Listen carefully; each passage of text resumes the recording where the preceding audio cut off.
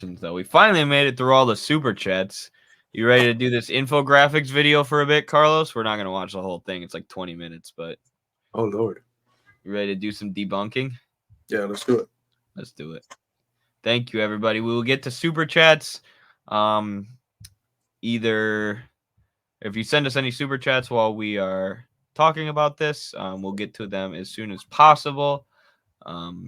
Appreciate all the people who sent them already, but I saw this video recently. I know some of my videos debunking the infographics show have been some of our most viral on the channel. The infographics show is one of these giant YouTube history channels that's just pure liberal propaganda. Some of these channels have direct connections to the U.S. government, the NED, various NGOs. I don't know about the infographics channel in specific, but this video was the one that they posted before Russia launched the special military operation in Ukraine, predicting what will actually happen if Russia invades Ukraine. So I figured we could dismantle their usual historical revisionism and lies, but then also make an assessment of the predictions that they made here now that we're 2 years deep into the SMO. But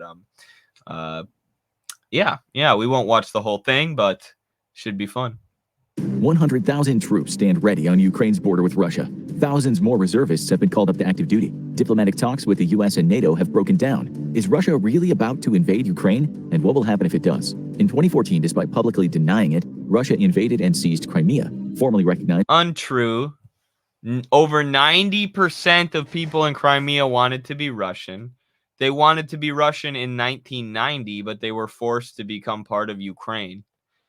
The people of Crimea have always been associated more with Russia. They've always wanted to be Russian, and they voted in 2014 to be Russian. And there's no mention here of the main event that happened in 2014, which was, of course, the U.S. and NED's coup, where they were funneling support into fascistic right-wing elements who escalated the Euromaidan protests that U.S. politicians were openly supporting and making appearances at to rev up the protesters and keep them going. And the fascist elements that they funded and armed were able to escalate these into a violent coup that overthrew the Ukrainian government, put in power a NATO puppet government that proceeded to add openly neo-Nazi groups like the Azov Battalion to Ukraine's actual military, which would be like us adding the KKK to our military in the United States. These forces, led by the fascists, but the Ukrainian military in general, began a war against the ethnic Russians in the Donbass. Who, with very minor help from Russia, were able to organize themselves into a self-defense force, a fighting force against that. Many of their homes were destroyed. We have tons of friends who have spent tons of time in the Donbass and met with people there who are very hopeful and very determined, but traumatized. Their lives have been thrown into chaos by war. Not the war that Russia started, but the war that NATO and the Ukrainian fascist Kiev regime started in 2014. Yeah, absolutely. I mean, for these people, history doesn't exist. It's just these isolated facts that fit into their narrative. They have no awareness or presentation of all the things that you said, which are factually true, which even the Western media, right, which for them can't be spun as Putin propagandists. They admitted all of this at the time. A vast majority of them realized that, hey, Ukraine has what they called a Nazi problem. It was basically a Hitler Youth that still exists, where kids were sent to be propagandized into this mythical history that aligns with the Ukrainian Nazi perspective. But that's how these people think. Propaganda isn't always about explicit lies, such as what he said there. It's also, and perhaps more importantly, about what's not said. And that's something we always had to track. Not only what are the things that they're saying that are not true, but how many things are being left out in order so that the untruths that they say actually fit into a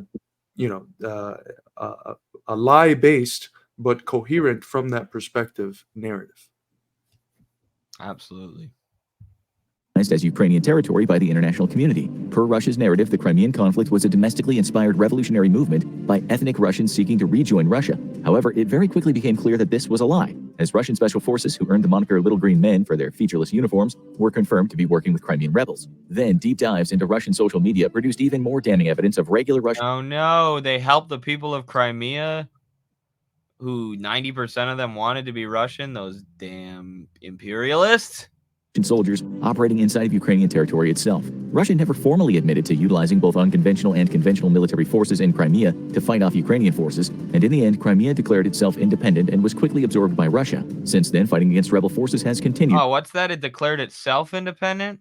That's weird because you just said that Russia militarily occupied them and forced them to become part of Russia. So that's crazy that they did that themselves, and that's a fact, so you're forced to admit it. Across disputed Ukrainian territory, and Russia has continued to support those rebel forces, albeit in a slightly less obvious way. Now the fear of a full-scale Russian invasion of Ukraine seems more real than ever, as 100,000 Russian soldiers mass on the border with the breakaway former Soviet republic. But why would Russia with an invasion of a... Because this is turning the world on its head so badly. Every specialist has been able to demonstrate how it's actually the opposite. On the eve of the beginning of the special military operation, what happens is that Ukrainian forces prepare for an unprecedented level of attack on the Donbass region. And it's that which creates the impetus for the need of Russia to enter. And what Russia was doing was not preparing for an invasion. They just had their troops on the border. Had that operation happened, they would have been able to go in as readily as possible, and it was in a preventive manner to prevent it from happening that they go in, because it would have been literally ethnically Russian people getting massacred at a scale much higher than the 14,000 that had already been killed for the last previous 8 years. Yes, yeah, I couldn't agree more. That's a good point. And all they're doing here is just not telling that part and only telling the Russian side of the story in the most manipulated way possible and selective way possible, which, you know, the CIA wrote this in their handbook, that the best way to lie is not to fabricate facts, but to selectively choose facts to the point where the narrative that you're spinning is complete bullshit. And what do you think when you hear the word rebel, right? If you're thinking about a population and you hear the term rebel, what comes to your mind is like small groups that terrorize everyone else. So when they paint what Russia did as just backing up rebels in Crimea or in Donbass, what they're doing is ignoring the fact that there was literally a vote in Crimea. And 99%, if I recall correctly the number, voted in favor of being a part of Russia. And this vote was legitimized as democratic by various international institutions. And then with Donbass, who was it that asked Donbass to be a part of Russia? Was it Russia that asked them, hey guys, come here, join, leave Ukraine, Ukraine bad? No. It was Donbass itself that since 2014 declared independence and asked for Russian intervention to protect them.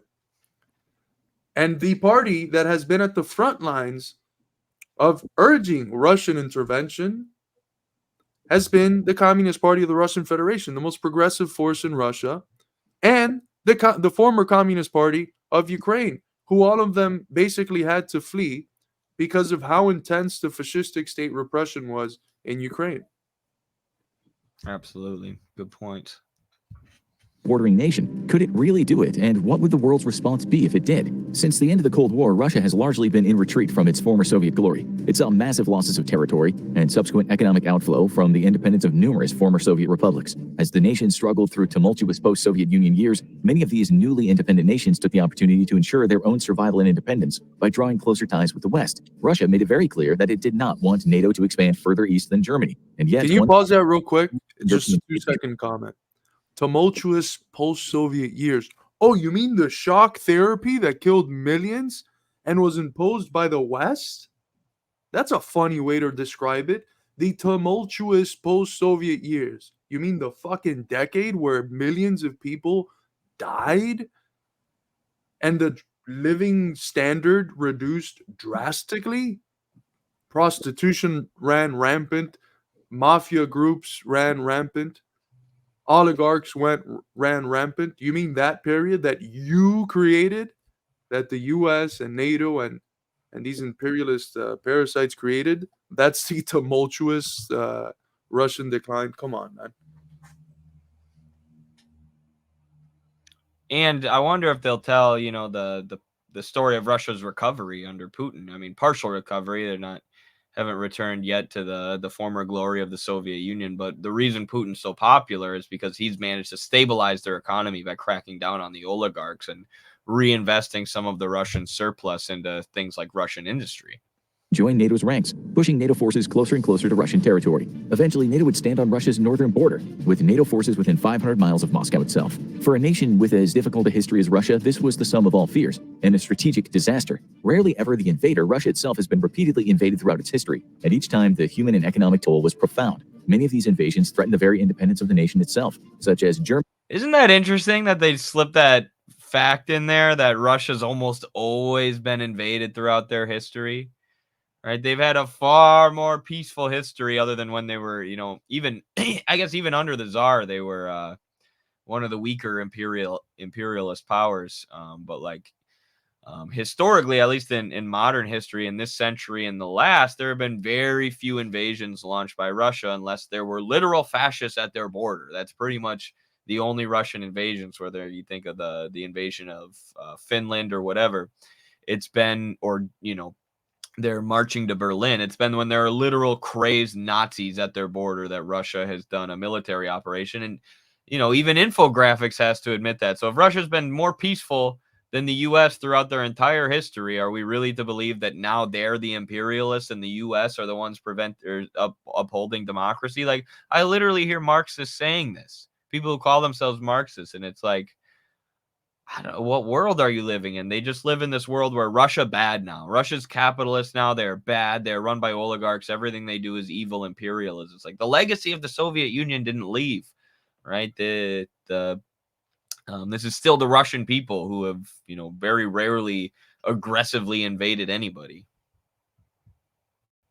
Germany's near defeat of the Red Army in World War II, and Napoleon's invasion during the Napoleonic Wars. These invasions are so threatening because Russia sits at the eastern edge of the European plain, a large swath of relatively flat land that's very difficult to defend. With modern, fast-moving military formations, this strategic deficiency only increased, and after World War II, the Soviet Union became obsessed with pushing any potential future aggressor as far west as possible. This led the Soviet Union to extend its sphere of influence as far west as Germany, creating the infamous Soviet bloc as a buffer zone to any future invasion. With the collapse of the Soviet Union and the Eastern Bloc, Russia's influence receded practically back to its own borders, and all the strategic gains of the last 50 years evaporated overnight. Today, more Eastern European nations have chosen to draw closer to the US and its European allies than to Russia, mostly due to Russia's authoritarian system of government and fears of becoming puppet states once more. As the new millennium dawned, Ukraine began to seek a pathway for membership in NATO, and Russia warned that this would be tantamount to a declaration of war between itself and NATO. Not willing to antagonize Russia, NATO postponed the Ukrainian question indefinitely, despite building cooperative ties with the nation. In 2014, cooperative ties. What does cooperative ties mean? Well, they were training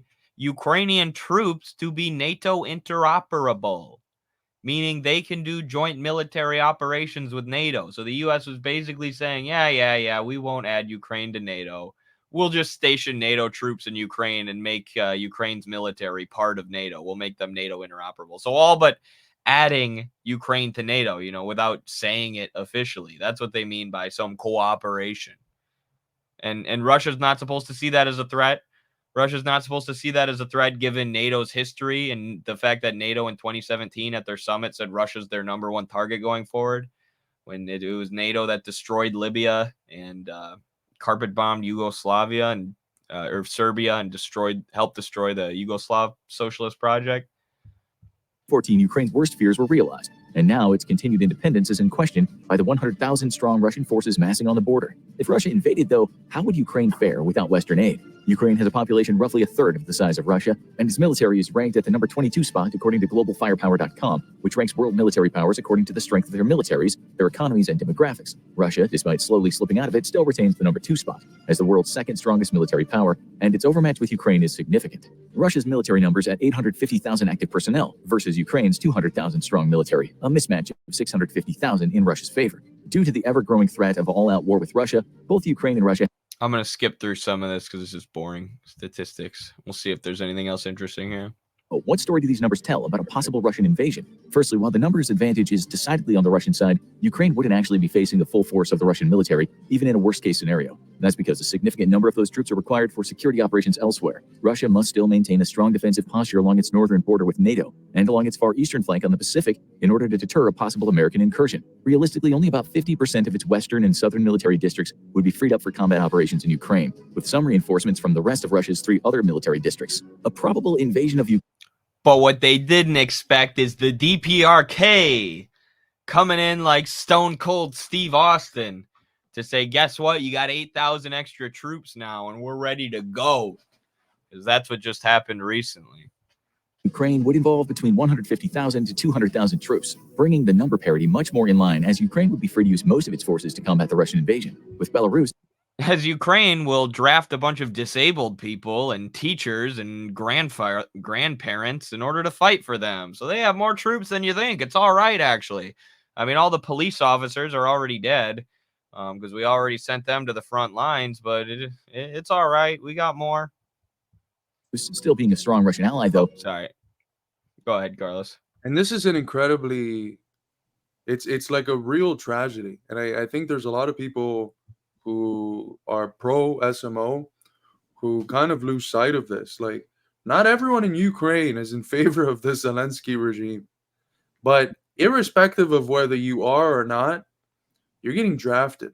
You're getting thrown into a front lines, often with limited resources. There's been parts of this war where people have been thrown to the front lines with weapons that malfunction regularly, that are not apt for warfare, right?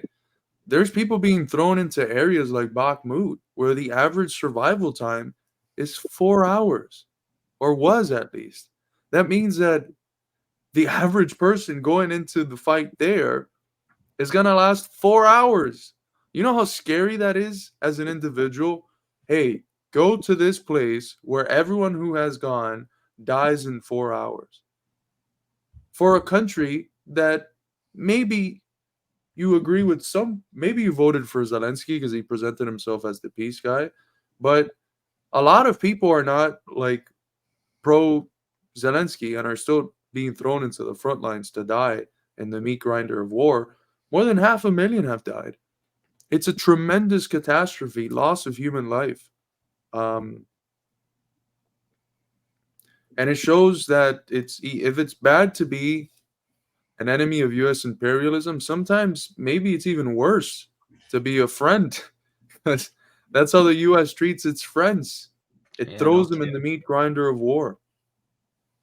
No kidding, or a proxy, especially an outmatched proxy. We'll go just a little bit longer here with this video. We don't have to get too deep into it. Obviously, this is pure idiocy, but it'll be good to have a debunk of this video available on YouTube for anybody who happens to come across it. A significant number of Ukrainian forces must be left in reserve in case of an unexpected northern incursion, so even Ukraine can't commit its entire force to the fight. Russian reinforcements would also need to make a lengthy trip from training camps or other military districts to Ukraine, while Ukraine would be drawing up reservists just miles from the fighting. It's so true. That's what we always say. That comment is what we always say when we're reviewing infographics videos. Like, imagine if we had this money. All of their views come from the nice, like, easy to understand visuals. Their grasp of history and the facts is 2-year-olds. In a Russian invasion of Ukraine, Russia would not enjoy a vast number superiority that the raw data shows, even if, as Russia believes, portions of Ukrainian populations would join them in a bid to rejoin Russia. A dubious proposition indeed. In the air, even only utilizing... Well, that's what happened with the people in the Donbass. They joined Russia, and Russia did have an overwhelming amount of troops, and now countries like the DPRK and the emerging multipolar world are coming to their aid. So it's really just really what this is to trick Westerners into supporting the war by saying, actually, Ukraine has a chance. There's more troops than you think.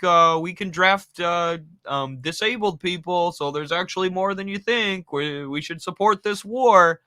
It's just a pure propaganda piece, and it's subtle. It's more subtle propaganda, but that's what's so dangerous about it, is it's presented as objective, and it's so clearly not to anybody who has a full picture of the events. Utilizing 30 to 40% of its air forces, Russia would still dominate the skies. Ukraine operates largely Cold War-era aircraft, which are being kept operational by a domestic arms industry, while Russia's inventory is largely modern, though not entirely so. Russia's overmatch in the skies would allow it to establish complete air superiority, and its extensive ground-based air defense batteries would allow it to threaten over half of Ukraine from the ground without even moving air defense units inside Ukraine's borders. Thus, Ukraine would... That part's actually been true, and that's been Russia's sort of prolonged, protracted war strategy. Just fire from a distance, take minimal casualties, grind Ukraine down, grind down the U.S. and NATO and the West's armament supply. It's worked. Would likely opt to simply move west. It's generally Russian military strategy, and this is what people like Scott Ritter, who've studied how Russia was able to beat Napoleon and how Russia was able to beat the Nazis. It's a strategy that's very similar.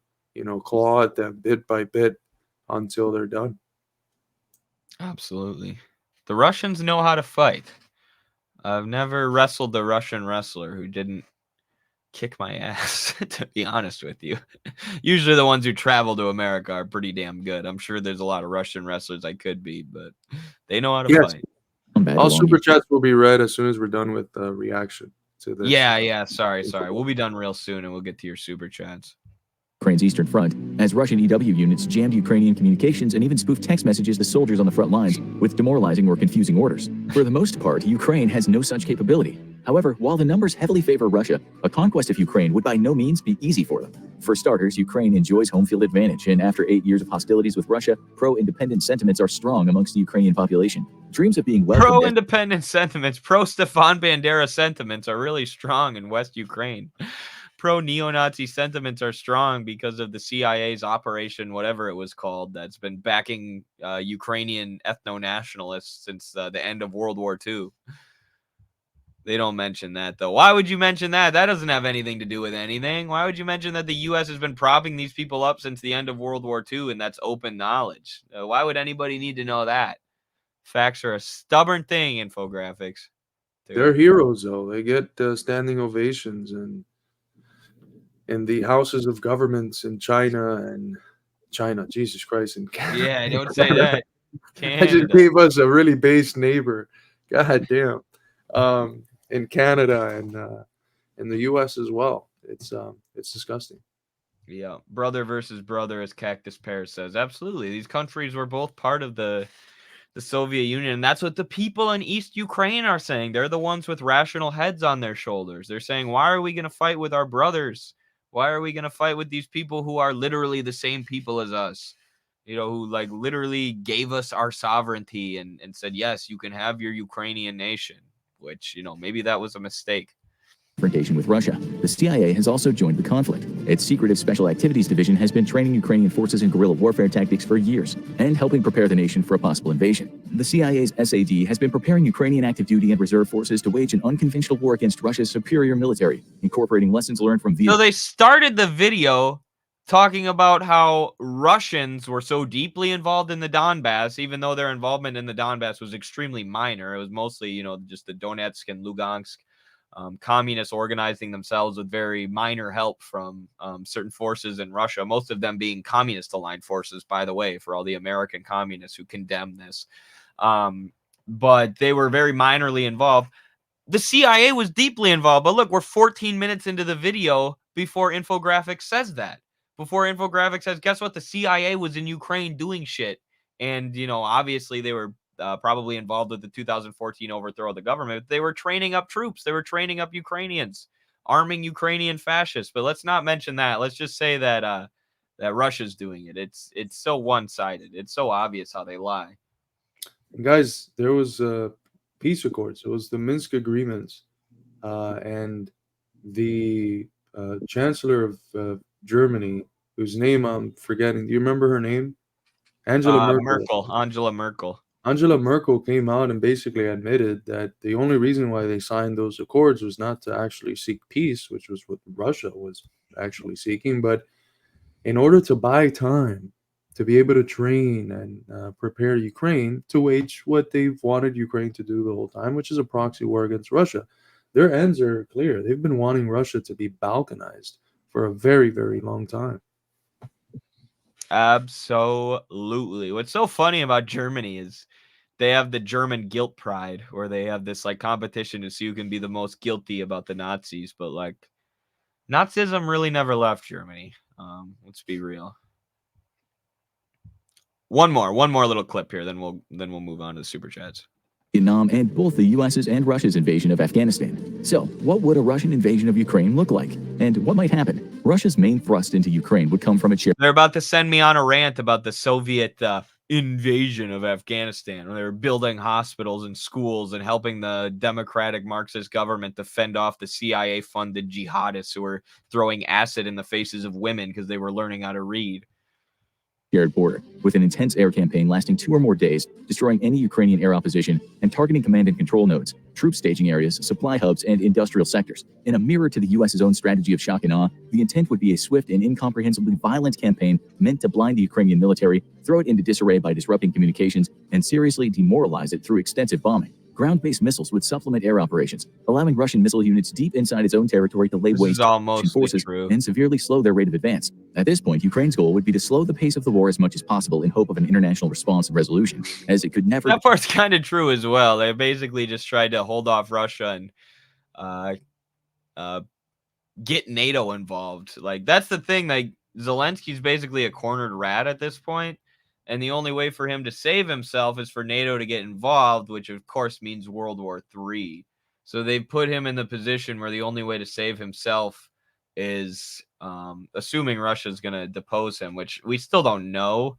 That's something that we've been debating on this account or on at the Institute and on our streams for like a year now, whether or not they're actually over a year, probably whether or not they're actually going to topple Zelensky. But really the only way for him to win at this point is to create World War III. So that's the kind of dangerous situation that the U.S. empire has put the world in.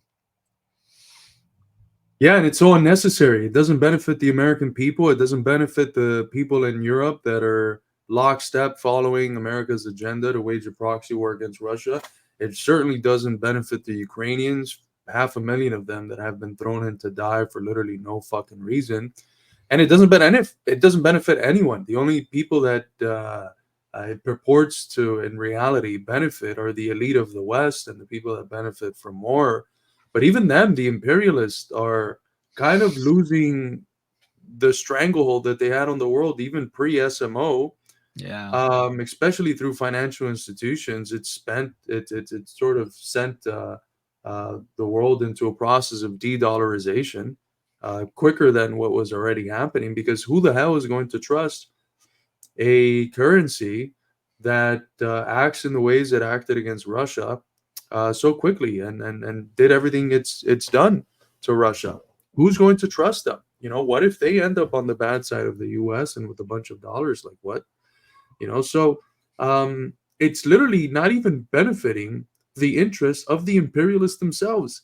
And this is what Putin said in the interview with Tucker Carlson. Like, do you guys realize that you're shooting yourself in the foot in every way possible? Like, there's not one thing positive coming from this. Not one. But they're still doing it. It's crazy. The only people who really benefit are the weapons makers. That's it. The military industrial complex. It's the only thing I can think of. The European industrialists are losing out. Maybe the American energy companies who are now selling their shit to Ukraine because the Nord Stream pipeline was blown up. But like it's really just a few minor financial interests in the US, but overall it's horrible for Europe and horrible for the vast majority of the United States, to the point where you even have Trump, you know, now calling out the proxy war and saying that Ukraine's a corrupt government that we shouldn't be giving money to. But I mean, most of the oil going into Europe, where's it coming from? Is it coming from any different to source than it was pre-sanctions on Russia? No, it's the same source. It's just mediated through India and hiked in order for the middleman to make a profit. So they're paying a lot more for the same thing that they were getting a lot cheaper before. So there was a meme that I forget who posted it, but it was like, it was 3 people. It was someone spitting something through a straw into someone else's mouth, and then that other person, you know, shoving the liquid into another person's mouth with a straw, and that's basically Russia to India, and then India selling it back to Europe, and it's ridiculous. It's so true.